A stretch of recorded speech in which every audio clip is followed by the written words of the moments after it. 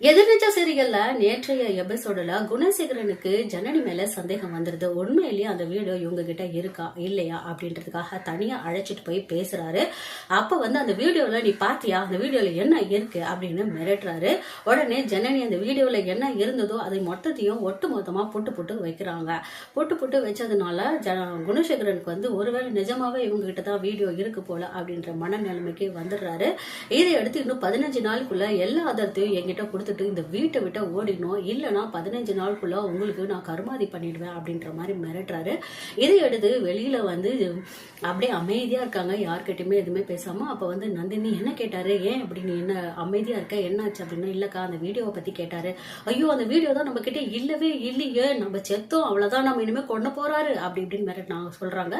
அப்ப இல்லக்கா அந்த வீடியோல என்ன இருந்ததுன்னு நான் சொன்னேன், அதனால நமக்கு 15 நாள் டைம் கொடுத்துருக்காரு. அதான் நம்ம வீடியோ பார்க்கவே இல்லையே ஜனனி, அப்புறம் எப்படி நீ சொன்ன? ஆமாக்கா அந்த அஸ்வின் கிட்ட வண்டியில போகும்போது அந்த வீடியோல அப்படி என்ன இருந்ததுன்னு நான் கேட்டேன்.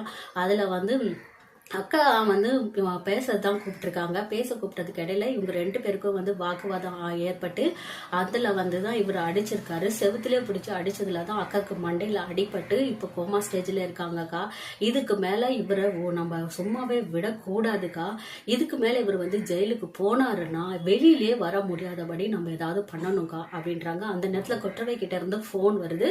கொற்றவை போன் பண்ணி நான் எல்லா இடத்துலயும் விசாரிச்சுட்டேன், இவனை யாரோ பணம் கொடுத்து அந்த வீடியோ வாங்க சொல்லிட்டு அஸ்வினை இந்த மாதிரி கொலை பண்ண சொல்லியிருக்காங்க அப்படின்னு எனக்கு தெரிய வந்துடுச்சு ஜனனி அப்படின்னு சொல்றாங்க. இதை எடுத்து குணசேகரனுக்கும் அந்த வீடியோ கையில கிடைக்கல, இருந்தா நம்ம கிட்ட அவர் கேட்டிருக்க மாட்டாரு. அன்புக்கரசியும் இப்ப ஜெயில இருக்கா, அதனால கேட்கலாம். அப்ப வேற யாருக்கு இவருடைய விஷயம் தேவைப்படுது அப்படின்னு யோசிக்கிறாங்க. அப்பதான் அந்த லெட்டர்ல இருந்த விஷயம் ஞாபகத்துக்கு வருது. இதை அவங்க சக்தி கிட்ட சொல்றாங்க. சக்தி உண்மையிலேயே நீ ராமேஸ்வரம் போனீங்கன்னா அதுல ஏதோ ஒரு விஷயம் கிடைக்கும் நான் நினைக்கிறேன் அப்படின்றாங்க. இதை எடுத்து ராமேஸ்வரத்துக்கு கிளம்புறதுக்காக நம்ம சக்தி கிளம்புறாரு. ஆனா சக்திய கிளம்ப கூடாது அப்படின்னு சொல்றாரு. உடனே நீ போனீன்னா அதோட போயிடு, திரும்பி நீ வரவே மாட்டா, உனக்கு இந்த வீட்டுல இருந்து முடிஞ்சாச்சு அப்படின்ற மாதிரி பேசுறாரு. இருந்தாலும் சக்தி வீராவாப்பா நான் கிளம்புவேன் அப்படின்னு சொல்லிட்டு என்ன முடிஞ்சா தடுத்து பாருங்க அப்படின்னு எதிர்த்து பேசிட்டு கிளம்புறாரு. அப்ப நந்தினி ரேணுகா 2 பேருமே போய் அவர் வாயில விழுந்துட்டு நம்ம போக வேண்டாம், அவரு என்ன வேணாலும் பண்ணுவாரு அப்படின்னு. இல்ல நீ நான் சொல்றதை கேளுங்க, என்னையும் ஜனனியும் கொல்ற அளவுக்கு அவர் வந்துட்டாரு, இதுக்கு மேல அவருக்கு நம்ம முடிவு கட்டி தான் ஆகணும், அதனால நான் கிளம்பி நிச்சயமா போய் ராமேஸ்வரத்துல என்ன இருக்குன்னு நான் கண்டுபிடிச்சிட்டு தான் வரப்போறேன் அப்படின்னு சொல்லிட்டு சக்தி கிளம்பி இருக்காரு. அதன் பிறகுதான் ராமேஸ்வரத்துல என்ன நடந்தது அப்படிங்கிறது நமக்கு தெரியும்.